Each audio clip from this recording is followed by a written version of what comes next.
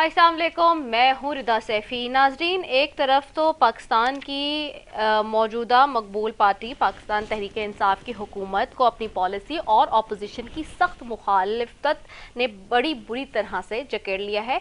तो इमरान खान साहब में वज़ीर-ए-आज़म साहब ने के लहजे में वही तासुर पाया जाता है जो हम साबिक वज़ीर-ए-आज़म नवाज शरीफ साहब के नाअहल होने से कुछ वक्त पहले देख रहे थे।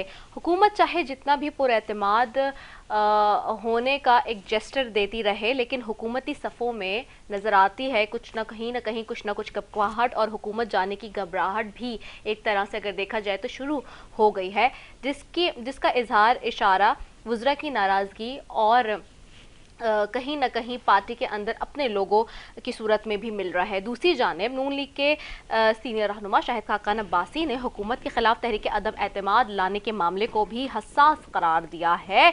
सवाल यह है कि क्या अपोजिशन जमहूरी तौर पर हुकूमत को घर भेजने में संजीदा है भी या नहीं? क्या ये वजह है कि अपोजिशन जमातों की पार्टियां असेंबली में मुखालफत करने के बजाय सड़कों पर जाना बेहतर समझ रही हैं? और क्या आने वाले इलेक्शन में नून लीग और पीपल्स पार्टी आमने सामने आएंगी? और साथ ही क्या अपोजिशन की जमातें वाकई तहरीक अदम एतमाद ला सकेंगी, या सिर्फ ये जो सारा मामला है वो सिर्फ सड़कों तक ही रह जाएगा? दूसरी जानिब साबिक डीजी नायब ब्रिगेडियर रिटायर मुसद्दिक अब्बासी को वज़ीर-ए-आज़म का मुशीर एहतसाब बना दिया गया है। ऐसा लग रहा है वज़ीर-ए-आज़म साहब एहतसाब के अमल को मज़ीद सख्त बनाने जा रहे हैं, लेकिन देखना ये होगा कि क्या ये एहतसाब का अमल अपोजिशन के रहनुमाओं तक ही इस दफ़ा भी महदूद होगा, या फिर इसके शिकंजे में हुकूमती वुज़रा भी आएंगे, या वो लोग भी आएंगे जो हुकूमत पे बैठे हैं और जिनके ऊपर एलिगेशंस हैं या जिनके ऊपर केसेस चल रहे हैं करप्शन के और दीगर मामलात के। बहरहाल जी, इस सारी सूरत हाल पर आज बात करेंगे। इसके अलावा जी, जहां एक तरफ तहरीक अदम एतमाद के हवाले से अपोजिशन इशारों के नाइयों में बातें कर रही है, वहीं पे दूसरी जानिब एक और चीज़ जो कि हुकूमत के लिए इंतहाई इम्पॉर्टेंट होगी, और वो ये कि वज़ीर ख़ज़ाना का आज का स्टेटमेंट जो है वो बहुत ज़्यादा एक मरतबा फिर मायूस कुन है कि उनका ये कहना है कि हो सकता है कि अभी भी अगले 2 से 3 माह तक कीमतें नीचे ना आए, यानी कि अशिया खुर्दनोश की, वो चीज़ों की जो कि आम इंसान इस्तेमाल कर रहा है। तो ये मामला इन्फ्लेशन का, महंगाई का सुनामी जो है वो हुकूमत के लिए अभी भी एक बड़ा जिन बनकर सामने है, और ये बहुत बड़ा चैलेंज है जो कि अब तक हुकूमत इससे निमटने के लिए नाकाम ही नज़र आई है। बहरहाल जी, आज इस सारी सिचुएशन पर भी बात की जाएगी। मेरे साथ आज पैनल में मौजूद हैं मुख्तलिफ हमारे एनालिस्ट, जिनकी तरफ हम जाएंगे। सबसे पहले जी ज्वाइन कर रहे हैं जनरल रिटायर ग़ुलाम मुस्तफ़ा साहब हैं, सीनियर तजज़ियाकार हैं। आपको खुशामदीद कहती हूँ, बहुत शुक्रिया जनरल साहब फॉर ज्वाइनिंग आज। साथ ही ज्वाइन कर रहे हैं जमील फ़ारूकी साहब हैं, एंकर पर्सन है, तजज़ियाकार है, अपना एक निजी चैनल पर प्रोग्राम करते हैं, उनको भी खुशामदीद कहती हूँ, बहुत शुक्रिया जमील फ़ारूकी साहब फॉर ज्वाइनिंग आज। साथ ही ज्वाइन करें अदनान हैदर है, एंकर पर्सन है, तजज़ियाकार हैं वो भी, और अपना एक निजी चैनल पर प्रोग्राम करते हैं, आपको भी खुशामदीद कहती हूँ पैनल में। Thank you so very much आप तीनों मौजूद मेहमानों का कि आपने ज्वाइन किया। सबसे पहले मैं जनरल रिटायर ग़ुलाम मुस्तफ़ा साहब आपकी तरफ आऊँगी। सर, देख रहे हैं जिस तरह से इस वक्त जो सिचुएशन मौजूदा ओवरऑल हुकूमत की हो, बात करें या अपोजिशन की बात करें, मुल्क में जो एक खिचड़ी नुमा एक सिचुएशन सी बन चुकी है, सूरत हाल बन चुकी है, उसमें कुछ समझ नहीं आ रहा है कि कौन किस तरफ जाना चाह रहा है। और हुकूमत को जहां पर सबसे ज़्यादा इस वक्त महंगाई का जो सबसे बड़ी प्रॉब्लम जो हमें नज़र आती है पूरे मुल्क में ओवरऑल इस वक्त नज़र आ रही है, वो है। साथ ही हमें ये भी नज़र आ रहा है कि अब हुकूमत के अपने लोग जिस तरह से क्रिटिसाइज़ कर रहे हैं हुकूमत को, ये भी एक बहुत बड़ा चैलेंज बन गया हुकूमत के लिए। क्या हुकूमत इस सारी सूरत हाल में आप कैसे देख रहे हैं कि चीज़ों को मैनेज कर सकेगी मज़ीद आगे आइंदा आने वाले दिनों में? देखिए, जहां तक तो हज़्ब इख्तिलाफ का ताल्लुक है या अपोजिशन का ताल्लुक है, वो काम कर रहे हैं जो तमाम पाकिस्तान में हज़्ब इख्तिलाफ हमेशा से करती रही हैं। गवर्नमेंट को डिस्टेबलाइज रखना और आहिस्ता आहिस्ता गवर्नमेंट को बैकफुट पे लेके जाना और स्टेज पे ले आना कि गवर्नमेंट के पास कोई नैरेटिव ना हो ऐसा पब्लिक पास जाने के लिए। और इस हद तक मुझे लगता है कि अपोजिशन काफी कामयाब रही है, और क्योंकि उन्होंने एक महंगाई का, एक गवर्नेंस का और एक ओवरऑल जो सिस्टम है जहां पे एक स्टेबिलिटी आपको नजर आनी चाहिए, उसको जिस तरीके से पेश किया है, आपके जो इंटर है उसमें बड़ा जाहिर हो रहा है कि इस वक्त पाकिस्तान की सूरत हाल स्टेबल नहीं है। वो बेसिकली मैं पॉलिटिकल स्टेबिलिटी की बात कर रहा हूँ जी। तो अपोजिशन जहां तक ताल्लुक है, उनका नैरेटिव इस वक्त ग्राउंड होल्ड कर रहा है कम से कम मीडिया की हद तक, और एक खास एक जो तबका है उनकी हद तक। जी। Government on the other hand, government का शुरू दिन से मसला ये रहा है कि वो क्लियर कट फैसले करने में नाकाम रही है। आप देख लीजिए शुरू दिन से, जब से IMF के पास जाना या ना जाना, ये जो भी था, जाना है ये नहीं जाना है, ये अगर पहले वो क्लियर नहीं था तो इमीडिएटली क्लियर हो जाना चाहिए था, फैसले कर लेते ये। जाना भी नुकसानदेह है, ना जाना तब भी नुकसानदेह था। एक फैसला तुमको करना था, करना पड़ा बाद में इसमें। उस वक्त से लेकर इन्होंने लगातार ये जो अपनी टीम तब्दील करते रहे हैं, और टीम की तब्दीली बजाय बेहतरी लाने के, और जो गवर्नमेंट के अंदर अगर आप वो देखिए तो बैसियत पार्टी PTI और बैसियत हुकूमत, एक जो स्टेबल अपने आप को कॉन्फिडेंट जो पेश आनी नजर आनी चाहिए थी, वो आपको नजर नहीं आई। इसकी वजह से आम तासुर ये उभर रहा है कि शायद हुकूमत कुछ भी करने में नाकाम नहीं रही, कामयाब नहीं रही। लेकिन हकीकत ये है कि अगर आप देखिए एक लेवल पर हुकूमत ने बहुत बड़े अच्छे काम भी किए हैं। आपके फॉर एग्जाम्पल जो लॉन्ग टर्म जो बहुत पहले काम हमारे हो जाने चाहिए थे, डैम कंस्ट्रक्शन की बात कर रहा हूं मैं आपकी जो एनर्जी का जो क्राइसिस है इस मुल्क को, उसको संवारने के लिए बहुत बड़े उन्होंने काम किए हैं। और उम्मीद ये है कि अगले 1 से 2 साल में जो पाकिस्तान एक बहुत बड़े महंगे एनर्जी के ट्रैप में फंसा हुआ है पिछले कई दहाइयों से, उससे उम्मीद है, क्योंकि पाकिस्तान की इकोनॉमी को सब चीजों के अलावा जो सबसे बड़ा फैक्टर जो पाकिस्तान को मुतासर कर रहा है वो आपका एनर्जी सेक्टर है। चाहे वो गैस है, चाहे वो फ्यूल है, चाहे आपकी जो बिजली है। बिजली इतनी महंगी हो गई हुई है कि वो एक आम आदमी के बस से बाहर होती जा रही है, और हुकूमत के पास भी चारा नहीं है इस वजह से को महंगाई को, इस बिजली को महंगा करे। फ्यूल अगर मार्केट में, इंटरनेशनल मार्केट महंगी होती है तो उसको महंगा करे। रिजल्ट ये है कि सारी महंगाई का बोझ एक आम आदमी में पड़ रहा है। और जो स्ट्रक्चरल रिफॉर्म्स करनी थी हुकूमत ने, पर्टिकुलरली जो आपका टैक्स कलेक्शन सिस्टम है, आपका FBR जिसको कह रहे हैं आप इसको, ये हमारे गले का ऐसा तौक है जिसे कोई भी हुकूमत उतार नहीं सकी, या उतारने की कोशिश नहीं की, या उसको हमने बेहतर करने की कोशिश नहीं की। आज रिजल्ट ये है कि हम ये कहते तो है कि अवाम टैक्स नहीं देते। मैं अगले दिन की रिपोर्ट पढ़ रहा था कि ये जो आपके बड़े सुपर स्टोर्स हैं, सिर्फ एक एग्जांपल मैं आपसे देना चाहता हूँ, वो मुझसे तो सेल्स टैक्स ले रहे हैं, वो सेल्स टैक्स गवर्नमेंट के खजाने में नहीं जा रहा है। राइट। आप अंदाजा कीजिए कि ये एक फैक्टर है। मैं आपसे अर्ज कर रहा हूँ आपसे, ये इस किस्म के आप ये जो आपके टेलीकॉम सेक्टर है, आपके हैरान कुन चीज ये है कि उस पर हम बात नहीं करते। आपको अगर लेट से आपने किसी एक भी जो टेलीकॉम कंपनी है, आपकी ये जो मोबाइल कंपनीज है, इसको 5 लाख का लाइसेंस दिया हुआ है, कभी किसी ने गौर किया कि उन्होंने आगे से कनेक्शन कितने दिए हुए हैं, कितना वो वसूल कर रहे हैं उसको? तो एक से एक मसाइल है जो गवर्नमेंट ने किसी एक सेक्टर को पकड़ के सीधा करने की जो कोशिश की हो, तो आपको गवर्नमेंट कॉन्फिडेंट भी नजर आएगी, गवर्नमेंट आपको ऐसी नजर आएगी कि जो अपोजिशन के साथ डील करने में कामयाब भी है। अपोजिशन का मसला ये है, जो मैं ये समझता हूं कि नैरेटिव तो एक बना दिया उन्होंने, उस नैरेटिव को आगे लेके चलने में जो उनके आपस के तजादात हैं, इख्तलाफात हैं, वो उनके आड़े आते हैं। वो जब भी निकल के आते हैं, अपोजिशन अपने आप को और कमजोर करके फिर ही वापस जाती है। अब देखिए गुज़श्ता कई महीनों से लगातार अपोजिशन अपने दावों से न सिर्फ पीछे हटती रही है, बल्कि उन्होंने भी अपने आप को अवाम में जो कॉन्फिडेंस होना चाहिए था अवाम का, कि शायद अपोजिशन की पार्टी ऐसी हैं जिनको we can vote them into power, और पाकिस्तान के हालात बेहतर करेंगी, उन्होंने भी अपने आप को बहुत कमजोर कर लिया है। तो अब हालात ऐसे होते जा रहे हैं कि जब पाकिस्तान के पास शायद हमारे पास चॉइसेस यही रह जाए कि ये चॉइसेस तो ये हैं, ठीक नहीं है, लेकिन इनमें से जो ठीक नहीं चॉइसेस, उनमें से कौन सी बेहतर चॉइसेस जिसको लेके आगे चले पाकिस्तान। सही, ठीक है। ठीक है, आपका स्टांस आके मैं ज़रा जमील फारूकी साहब की तरफ भी जाती हूँ। जमील फारूकी साहब, जैसे कि आज शौकत तरीन साहब ने स्टेटमेंट इस हवाले से दिया है कि अगले 2-3 माह तक कीमतें नीचे नहीं आएंगी। जाहिर सी बात है, इस हुकूमत को ऑलरेडी इन्फ्लेशन का, महंगाई का, इन सारी चीज़ों के, ये सारे वो मसाइल हैं जो कि दरपेश है, जिससे अब तक हुकूमत बाहर नहीं आ सकी है 3.5 साल में। एंड स्टिल अगर हम देखते हैं कि आगे भी हुकूमत खुद होपलेस हमें नज़र आ रही है, तो फिर ये सबसे बड़ा चैलेंज है जो हुकूमत की पॉपुलैरिटी को कम करता हुआ नज़र आया है हमें हमेशा से। आप इसको कैसे देखते हैं? बहुत शुक्रिया रिदा। सबसे पहले तो बाकी पैनलिस्ट, जनरल साहब, इन सबको मेरी तरफ से अस्सलाम वालेकुम।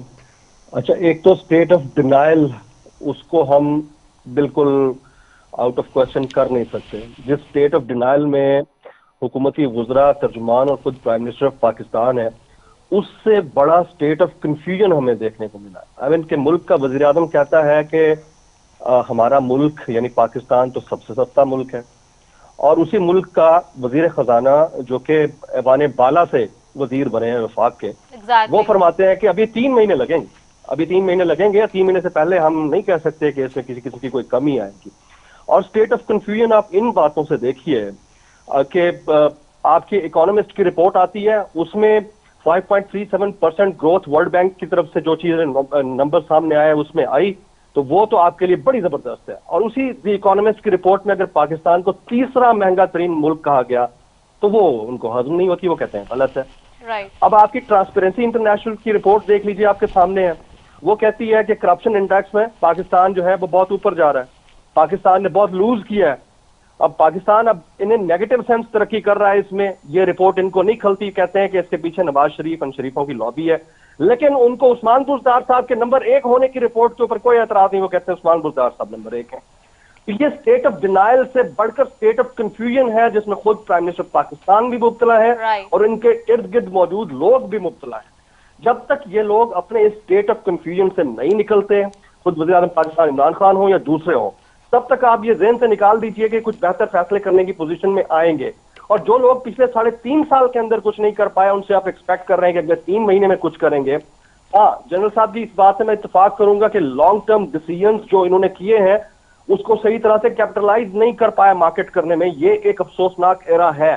साथ ही साथ इसका भी मलबा खुद प्राइम मिनिस्टर पाकिस्तान इमरान खान साहब के ऊपर ही जाता है कि उनके इर्द गिर्द जो मौजूद लोग थे, क्या उनमें इतनी कैपेबिलिटी थी कि आप उनसे वो चीज डिलीवर करवाते हुए सही चीजें सही तरीके से सही टाइम पर मार्केट करवा पाते। अब आप बताएं कि उस्मान बुज़दार साहब being the chief minister of biggest promise of this country, Punjab के, उनकी कारकर्दगी को छोड़ दें, उनकी शक्ल से लगता है कि वो इस काबिल होंगे कि उनकी कारकर्दगी से बंदा सेटिस्फाई होगा। आप उनको परवेज खटक साहब तो थे ना जब सीएम थे, उनके जाने के बाद जब आपने महमूद खान को रखा है, आपने वहां के नताइज देख लिए बल्दियाती इंतखाबात के, तो खुद आपने अपने पांव पर कुल्हाड़ा नहीं बल्कि कुल्हाड़े के ऊपर जोर से पांव मारा है, और उसके बाद आप चीख भी नहीं रहे। और आप कभी मानते हैं वो चीजें जो चीजें आपके हक में जाते हैं, तो वो कहते हैं मीठा मीठा हाफ हाफ वाली बात है, कड़वा कड़वा थू थू वाली बात है, वो किए जा रहे हैं मुसलसल। And this state of confusion and state of denial can lead Pakistan Tehreek Insaf into hello. I am telling you, ये अभी तक उस चीज से निकल नहीं रहे हैं। आगे आने वाले चंद दिनों के अंदर बड़े लेवल की बरतरफी हैं। अब बैरिस्टर शहजाद अकबर साहब गए हैं ना, उनके बारे में एक नई हवा उड़ा दी है कि उन्हें चेयरमैन नैब बनाया जा रहा है। चलें देख लेते हैं वो नैब के चेयरमैन बन के क्या करते हैं। शहबाज गिल साहब का नाम ऑन बोर्ड है, इसके अलावा और बहुत सारे लोग हैं जो लाइन में लगे हुए हैं और मार्च से पहले इनकी नौकरियां जाने लगी हैं। बिल्कुल ठीक है। Pertinent points. मैं अदनान हैदर आपकी तरफ आती हूँ। Adnan, how do you see it, जो आज आप कैसे देख रहे हैं इसको, आपकी क्या राय है? शौकत तरीन साहब का जो स्टेटमेंट आज आगे आया है, वो आइंदा आने वाले दिनों में ये मोर ट्रबल क्रिएट कर सकता है हुकूमत के लिए? अच्छा, नहीं, मेरा मानना ये है कि पिछले 3.5 साल से हम ना गवर्नमेंट को कवर कर रहे हैं, गवर्नमेंट की एक्टिविटीज को कवर कर रहे हैं। अच्छा, इस गवर्नमेंट को कोई फर्क नहीं पड़ता कि ये महंगाई 200 गुना से बढ़ा के 500 गुना पे ले जाए, और ना हम पाकिस्तानियों को इस पे फर्क पड़ता है। उसकी बड़ी वजह रिदा ये है कि इस मुल्क में प्राइम मिनिस्टर नाअहल है, काबीना नाअहल है, इस मुल्क की असम्बलियां नाअहल है। सबसे बड़ा जो नाअहल है वो इस मुल्क की अपोजिशन है। किसी भी जमहूरी मुल्क के अंदर जो अपोजिशन का रोल होता है वो बड़ा मैटर करता है। वो हमेशा अवाम के मसाइल को हाईलाइट करता है, अवाम के इश्यूज को सामने लेके आता है। यहाँ मसला ये है कि इस मुल्क की अपोजिशन कंप्रोमाइज करती है। इस मुल्क की अपोजिशन जो है वो सिग्नल्स का वेट करती है। अब आप इसको इमरान खान साहब की गुड लक समझें या इमरान खान साहब की काबिलियत समझें कि उन्होंने सारी अपोजिशन को दीवार से लगाया हुआ है। अब महंगाई हो, मुल्क में मसले हो, बेरोजगारी हो, उसको हाईलाइट कौन करेगा, प्रोपोगेट कौन करेगा? देखिए, हम मीडिया के लोग हैं, हम इस पर बैठ के बात करते हैं। आप आज शो करेंगी, कल मैं करूंगा, हर हफ्ते जमील फारूकी बैठ के महंगाई पे बात करता है। लेकिन पब्लिक पॉलिटिक्स से जुड़ती है, पब्लिक किसी किसी तहरीक से जुड़ती है, और वो तहरीक पॉलिटिकल पार्टी से लेके आती है। यहाँ इतनी कंप्रोमाइजिंग हो गई है हमारी अपोजिशन कि they are playing zero role. आज आज जो तरीन साहब कह रहे हैं कि अगले 3 महीने मुश्किल है, मेरी बात आप लिख लीजिए, इस मुल्क में महंगाई का इतना बड़ा बहरान आने वाला है, आपका रुपया मजीद डिस्टेबल होगा, आपके ऊपर कर्जे और बढ़ेंगे, आपकी जो इंपोर्ट का बर्डन है वो और बढ़ना शुरू हो जाएगा आपके ऊपर। सो ये तकरीबन नामुमकिन है कि आप अपनी इकोनॉमी को कंट्रोल कर सकें। और ये इकोनॉमी कभी भी, मैं अगले मतलब जब तक इलेक्शन नहीं होते या असम्बलियां रहती हैं, इमरान खान साहब प्राइम मिनिस्टर रहते हैं, तो ये इकोनॉमी और माशी हालात इमरान खान साहब के लिए चैलेंज कभी भी नहीं बनेंगे, क्योंकि अपोजिशन ये कार्ड खेलना नहीं चाहती। अपोजिशन कहीं ना कहीं सिग्नल के इंतजार में है कि उनको कब बारी मिलती है, उनको कब मौका मिलता है। इसलिए उन्हें बड़ी बड़ी बातों पर एतराज नहीं होता, वो भी तकरीरें करते हैं, भाषण झाड़ते हैं। आप देखिए, 3.5 साल में इस मुल्क की तारीख की सबसे निकम्मी अपोजिशन ने सिवाय वॉकआउट करने के क्या किया है? तो मैं तो सारा ब्लेम देता हूँ अपोजिशन को। इस मुल्क में महंगाई, आप देखिएगा, आप और मैं आज 150 रुपए लीटर पेट्रोल लेते हैं, कल हम 90 रुपए लीटर लेते थे, हमें कोई एतराज नहीं, हम 200 रुपए लीटर भी ले लेंगे। और यही वोटर है, यही सपोर्टर है, इसमें कभी एतराज नहीं करना। सही है, ठीक है। मैंने मज़ीद भी आगे आप लोगों से सवाल करना है, और नेक्स्ट सवाल पे मैं जाऊंगी इस हवाले से कि क्या आपको लगता है कि ऑपोजिशन जो है वो आइंदा आने वाले दिनों में सिर्फ सड़कों तक ही महदूद रहेगी, या कि उसका भी कोई जो है वो मुस्तकिल या फिर कोई मजबूत लाएमिल आगे तैयार होगा, जिसकी वजह से हुकूमत को कोई चैलेंज सामने करना पड़ सकता है या कोई टफ टाइम मिल सकता है? बट मुझे एक ब्रेक की तरफ जाना है जी, कमर्शियल ब्रेक है। I have to take a commercial break, will be right back after it, stay tuned.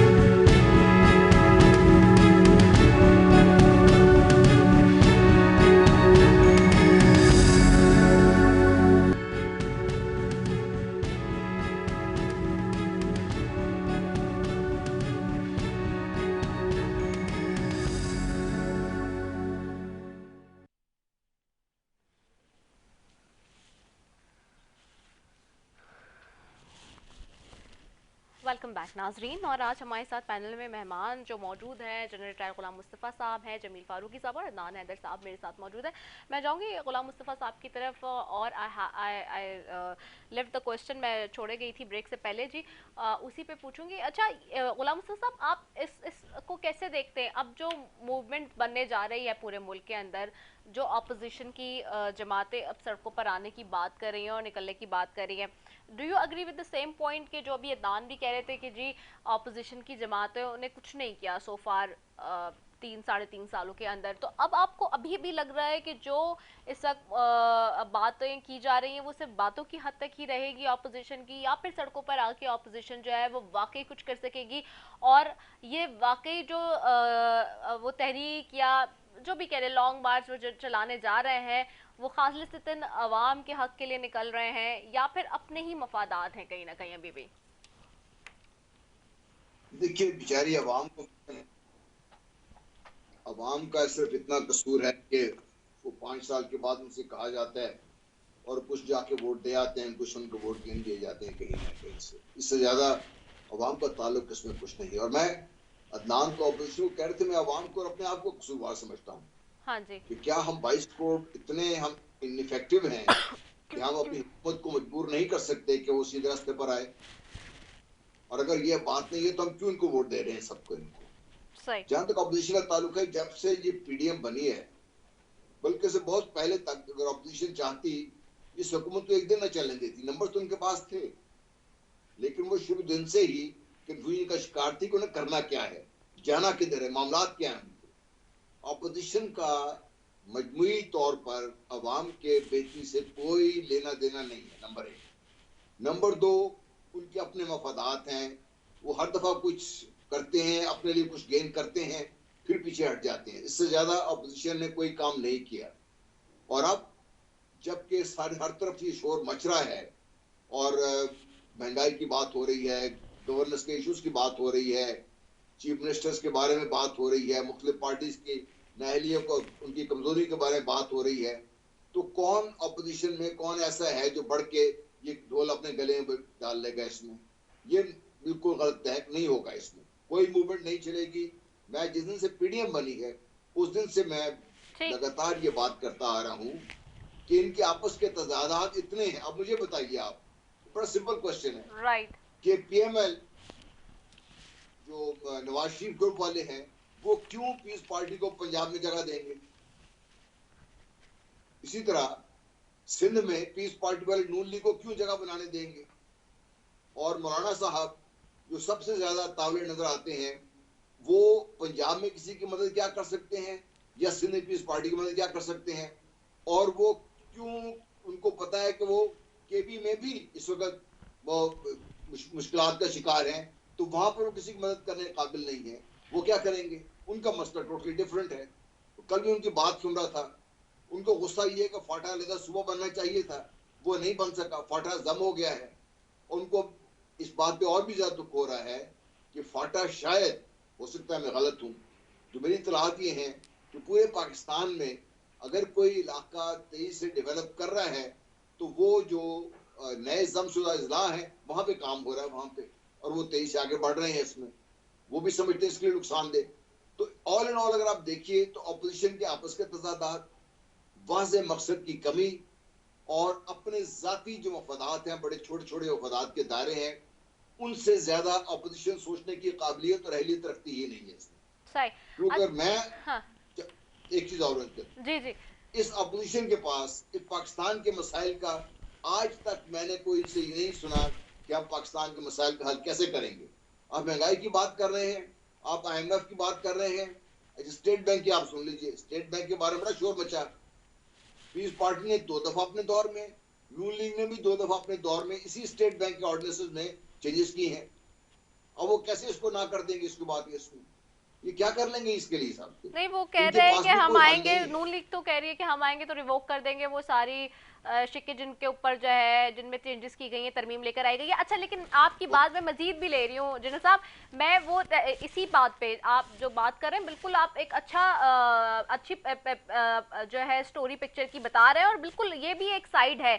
इसी पे शायद खाकान अब्बासी साहब ने एक कल निजी चैनल पे जो है वो बात की है तहरीक अदम एतमाद के हवाले से, क्योंकि तहरीक अदम एतमाद की गूंज थी पूरे मुल्क में। तो जब उनसे कैटेगोरिकली पूछा गया तो उन्होंने क्या कहा है, आइए पहले वो आपको सुनवा देते हैं। अदम एतमाद एक बड़ा इंतहाई कदम होता है और उसकी तैयारी ही करके ये कदम उठाया जाता है। ये आप 162 मेंबरान हमारे पास कौमी असम्बली में हैं, 172 हमने करने हैं। जी बिल्कुल, 162 आपके पास है, 172 करने हैं। और मेरी इतलात ये थी कि जिस दिन मिनी बजट पास हुआ है उस दिन भी ऑपोजिशन के पास 10 से 12 लोग कम थे।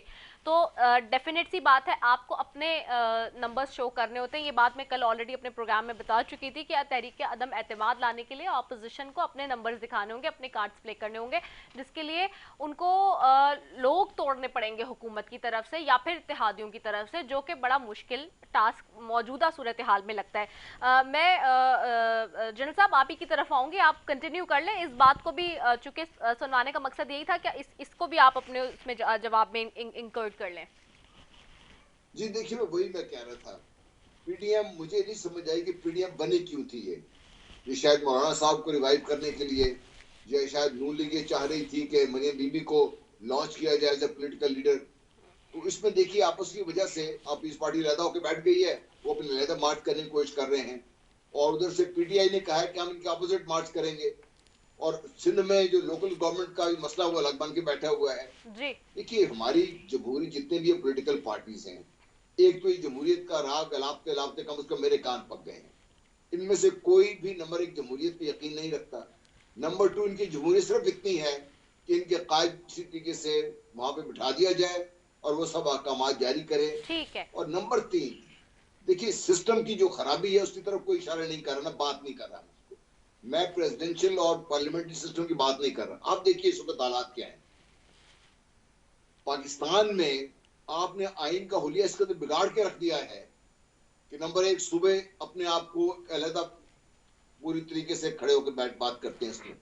नंबर 2, आपके जो कानून बनाने वाले हैं, जो कानून को कंट्रोल करने वाले हैं, जो उनको एग्जीक्यूट करने वाले हैं, जहां से मनी जनरेशन होने वाली है, वो कहां पर है? वो आपकी सिर्फ एक आदमी के हाथ में है, वो जो आपके प्राइम मिनिस्टर है वहां पे। वो अगर वो मेजॉरिटी पार्टी लीडर है वहां पे, वो जो फैसला करते हैं वही सब चलता है इस पे। तो इस वजह से आप देखिए कि ये लॉपसाइडेड है सिस्टम सारा। आपको अदालतें वो काम करती नजर आ रही है चेक एंड बैलेंस का, जो नेशनल असेंबली का काम है। नेशनल असेंबली अपना काम कर नहीं रही।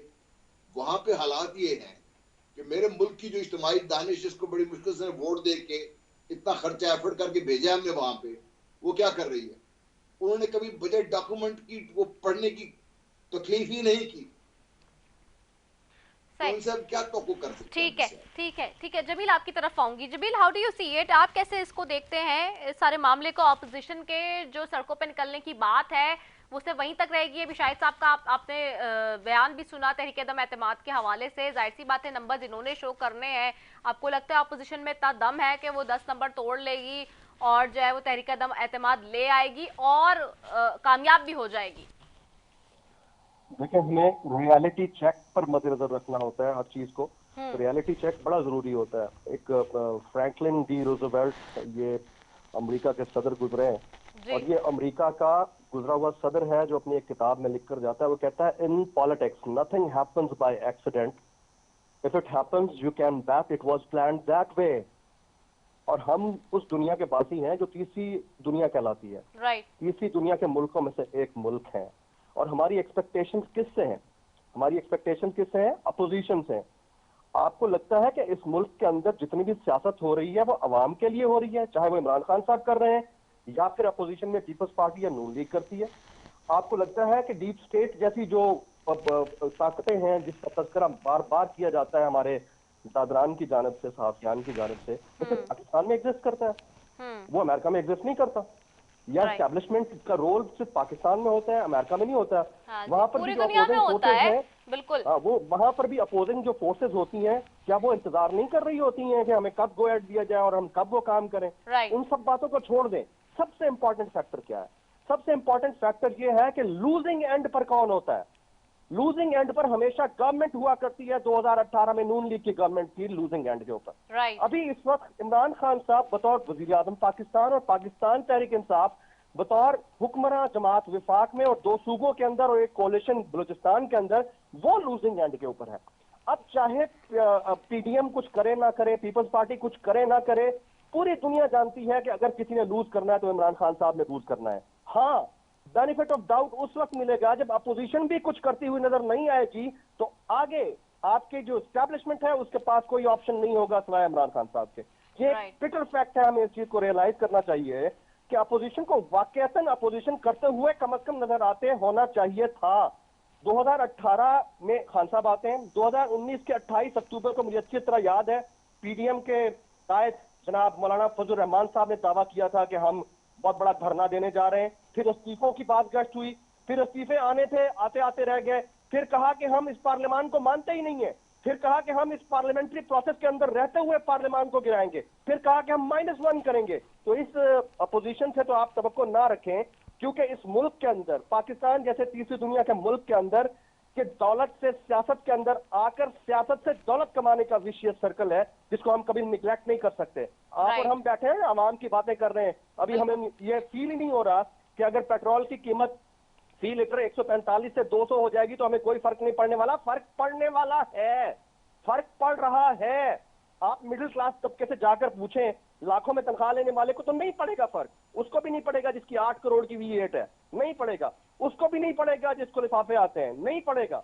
उसको पड़ेगा यकीनन जो हमारे सामने कैमरा लेकर खड़ा हुआ है, जिसकी 25,000 रुपए तनख्वाह है और जिसको 3 महीने बाद एक तनख्वाह मिली, उसको पड़ेगा और पड़ रहा है, और बड़ा नेगेटिव इंपैक्ट पड़ रहा है इस चीज का। लेकिन अपोजिशन लूजिंग एंड पे नहीं है। अगर इमरान खान खुद अपने आप को डेंट दे रहे हैं मुल्क के अंदर इस दौरे हुकूमत जी, अगर इमरान खान साहब खुद अपने आप को डेंट दे रहे हैं, पाकिस्तान तहरीक इंसाफ अपने आप को खुद डेंट दे रही है, तो मेरा नहीं ख्याल कि दुनिया की कोई भी अपोजिशन उठकर खड़ी होगी और उनका जो तौक है वो अपने गले में ले लेगी। ऐसा नहीं है।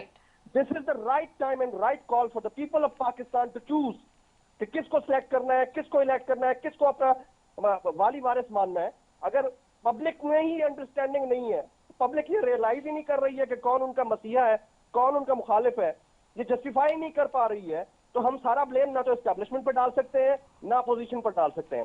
पब्लिक को 120 में मिल रहा था पेट्रोल, वो ले रहे थे, 150 में मिल रहा था, वो ले रहे हैं।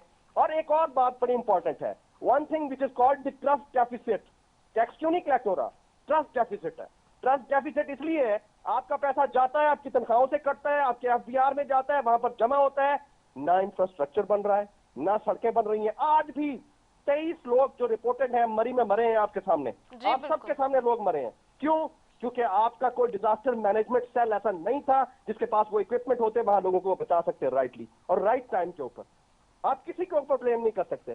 कौन सी ऐसी सियासी गवर्नमेंट गुजरी है जिसने सही कोई एक ऐसा इदारा बनाया हो? आप फौज को ब्लेम करते हैं ना, आप इस्टेब्लिशमेंट को ब्लेम करते हैं। जाए उनके मैसेज जाकर चेक करें, उनको पता है कि how to run their message, they know it very well, they know how to manage their housing societies.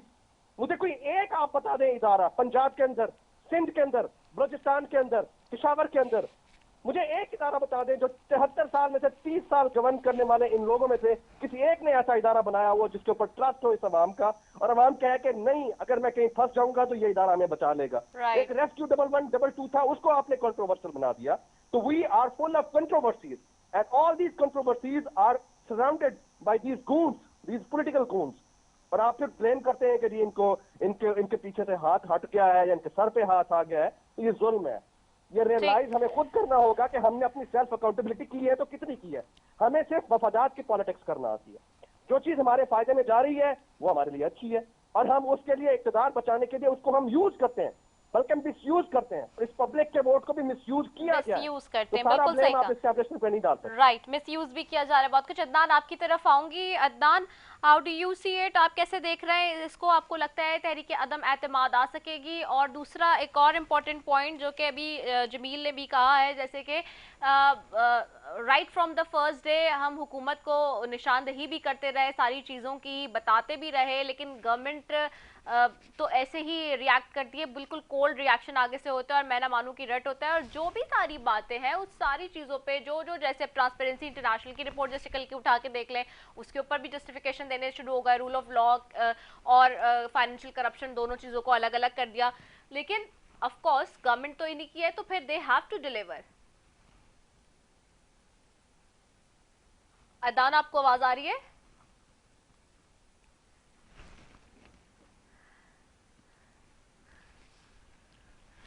अदान, आप सुन सकते हैं हमें? चले, मैं इन मीन वाइल अदान को जब तक की कॉल तो हम फिक्स करते हैं, मैं दोबारा जाती हूँ जनरल साहब की तरफ। अच्छा जनरल साहब, एक चीज़ और, अभी जैसे जमील साहब ने भी कहा, मैं थोड़ी सी इस बात से यहाँ पे आप जैसे कह रहे थे कि जी जो हमारी अदलिया है उसको वो काम करना पड़ा है बैलेंस करने के लिए, जो गवर्नमेंट नहीं कर पा रही चीज़। लेकिन थोड़ा सा इख्तिलाफ यहाँ पे आप देखिए, कल ट्रांसपेरेंसी इंटरनेशनल की रिपोर्ट आई है, रूल ऑफ लॉ की, वहाँ पे भी बात हुई। इससे पहले भी जितने हमारे सर्वेज आते रहे अभी पिछले 6 मंथ्स के अंदर अंदर, सबसे ज़्यादा करप्ट इदारा जो है वो अदलिया का कहा जा रहा है। और बार बार ये कहा जाता है कि वो अपना काम नहीं कर रहे। 250 बिलियन से ज़्यादा तकरीबन केसेस हैं जो कि पाकिस्तानी कोर्ट्स में पेंडिंग में पड़े हुए हैं। तो यहाँ तो हम ओवरऑल देख रहे हैं कि मुल्क के अंदर कोई भी अपना काम करने के लिए राजी नहीं है। और इस हुकूमत ने तो ये भी वादे किए थे कि हम जहां इलेक्टोरल रिफॉर्म्स की बात हुई थी, जुडिशल रिफॉर्म्स भी लेकर आएंगे, लेकिन अनफॉर्चुनेटली हमने देखा कि जुडिशल रिफॉर्म्स भी नहीं आए। देखिए, मैं जो बात ये कर जी कि जो काम हमारी नेशनल असेंबलीज में होना चाहिए, जी, जहां पे अकाउंटेबिलिटी होनी चाहिए गवर्नमेंट की, गवर्नमेंट के मुख्तलिफ जो भी डिपार्टमेंट्स है काम की उनकी, वो सारी आप देख जाते जिनका उनकी किसी ताल्लुक है ही नहीं। सुप्रीम कोर्ट तो खुद बैठ के अभी एडमिनिस्ट्रेशन का काम करना शुरू हो गई है। तो सुप्रीम कोर्ट या हाई कोर्ट की अगर आप देख लीजिए, वहां पे काम ही हो रहा है। केसेस की तादाद आप बात कर रही, मेरे ख्याल सुप्रीम कोर्ट में कोई 1 लाख से ज्यादा केसेस पेंडिंग पड़े हुए हैं। मुख्तलिफ अदालतों में जो हमारी आला अदालतें हैं, तकरीबन तमाम को मिला के 2.5 जी जी तो हैरान कुन है जी 2.5 मोर देन 2.5 मिलियन केसेस हाल है जी। अगर वहां पर ये हाल है रिता जी, तो आप में से अल्लाह बचाए कोई लोअर कोर्ट्स में ना कहीं फंस जाए आप लोग जाके। लोअर कोर्ट्स की हालत इस कदर अबतर है कि